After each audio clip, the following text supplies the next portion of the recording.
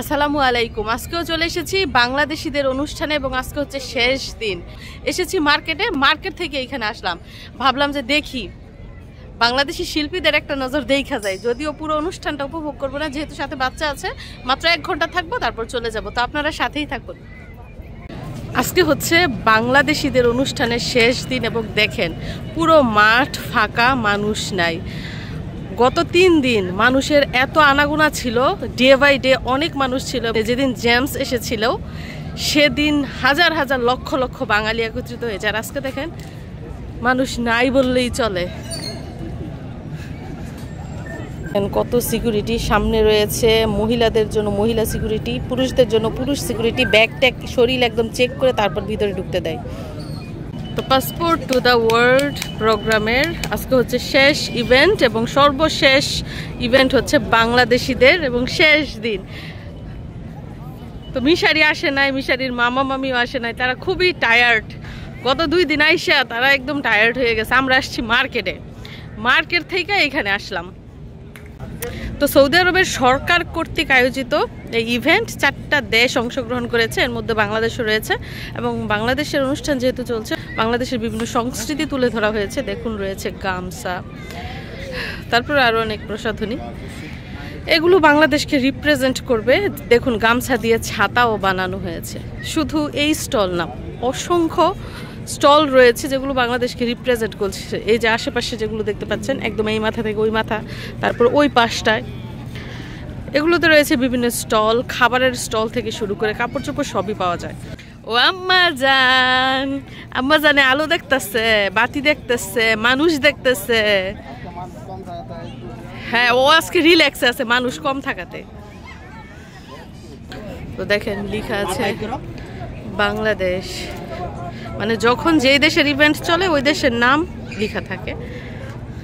তো অনেকে ফ্যামিলি নিয়ে এসেছে, ছবি তুলছে, এনজয় করছে, যদিও আজকে লোক সংখ্যা কম।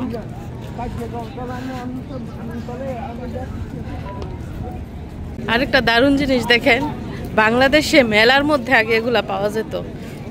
ছোট বাচ্চাদের দোলনার মধ্যে কিন্তু এই ফুলগুলো টাঙিয়ে রাখতো আগে। তো এগুলো অনেক দিন পরে দেখলাম। ওনারা কিন্তু এগুলো বিক্রি করেন, এগুলো জাস্ট শো দেখানোর জন্য এগুলা রাখা হয়েছে, যে ঐতিহ্য বাংলাদেশের জন্য। আর এখানে লেখা আছে আগামীর ভবিষ্যৎ। কাগজ দিয়ে ফুল বানিয়ে রাখা হয়েছে এখানে।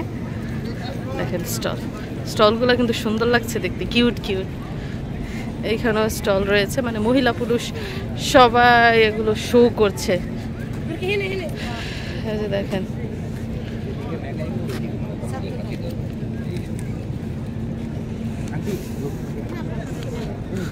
সামনে রয়েছে এগুলো কি দেখেন। আজকে একদম ফাঁকা, কি আজকে ফাঁকা মাঠে মিলাই গোল দিব?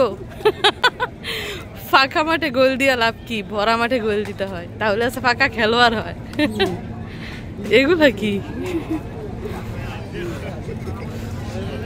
তো প্রথম দিন এসে খেয়েছিলাম ফুচকা, আজকে ইচ্ছে করতেছে ঝালমুড়ি খাওয়ার জন্য। এখানে কিন্তু ঝালমুড়িও পাওয়া যায়।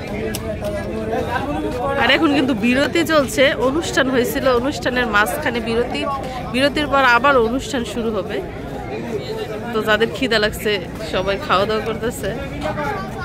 তো এই যে আমাদের 2 জনের জন্য 2টা ঝালমুড়ি নিয়েছে, এখন আমরা বসে বসে খাবো ওই সাইডটায়। তো আরো অনেকে দেখা যাচ্ছে এই সাইডটায় বসে খাওয়া দাওয়া করছে। এটা হচ্ছে রেস্টুরেন্ট এরিয়া, সবই রয়েছে এখানে, ওয়াশরুম থেকে শুরু করে খাওয়া দাওয়ার ব্যবস্থা, বসে রেস্ট নেওয়ার ব্যবস্থা সবই রয়েছে, যেহেতু বিশাল এরিয়া।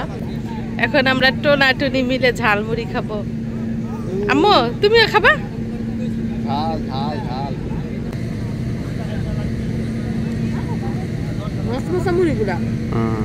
আমি ভাবছি কি মুড়ি কিছু কোথায় দেন ভাই, আমার একটু দেন। হাই ভালো আছেন আপু?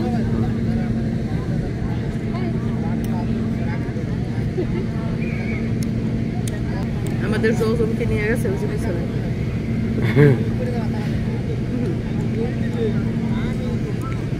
তো ঘরের বাইরে বের হলেই অনেক পরিচিত মানুষের সাথে দেখা হয়।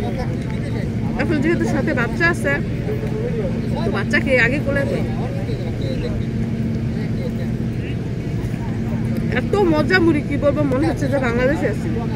বাংলাদেশে আগে স্কুলে থাকতে ঝালমুড়ি খেতাম না, সেম ওইরকম টেস্ট, অনেক মজা।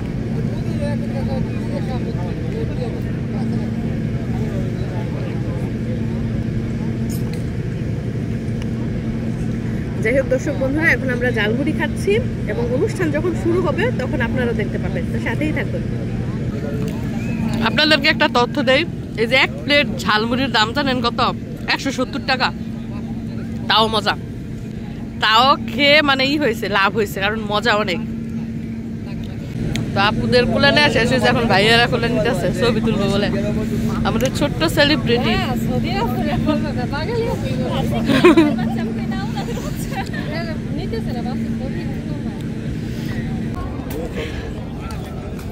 তো বাংলাদেশি ভাই বোনদের সাথে দেখা,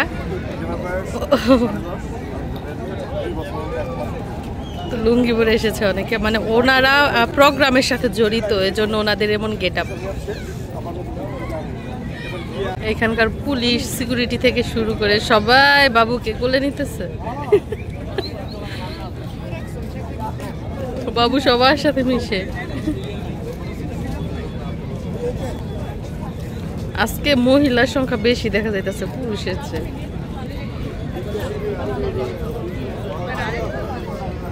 মানুষজন সামনের দিকে এগুচ্ছে শিল্পীকে নিজের চোখে দেখার জন্য। আজকে আসবে মিলা।